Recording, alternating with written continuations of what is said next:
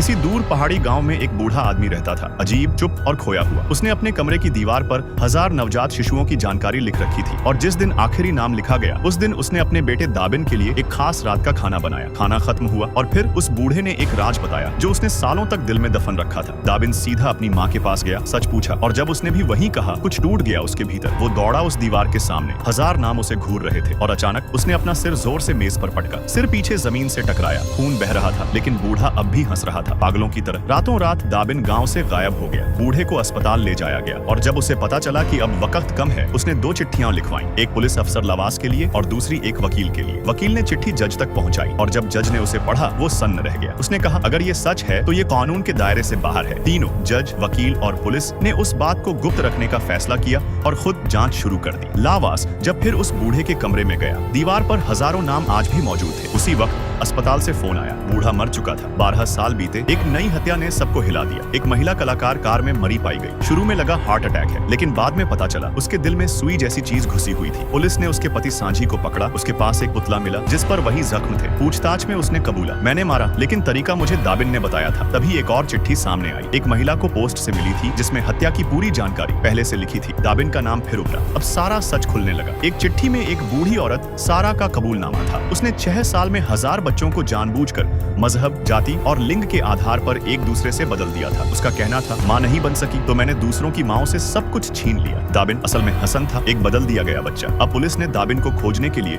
एक गुप्त टीम बनाई। अफसर दोरजी उसका पीछा करने लगा। जांच में सामने आया कि दाबिन की बहन, जिसे वो बचपन से जानता था, वो भी उन्हीं में से एक थी और 8 साल पहले उसे भी वैसी ही मौत दी गई थी। अब एक एक परतें खुल रही थी। वो दीवार सिर्फ नामों से नहीं भरी थी, वो इतिहास से, नफरत से और इंसानियत की सबसे गहरी गिरावट से भरी थी। और अब उस दीवार के पीछे छिपा सच धीरे धीरे दुनिया के सामने आने लगा है।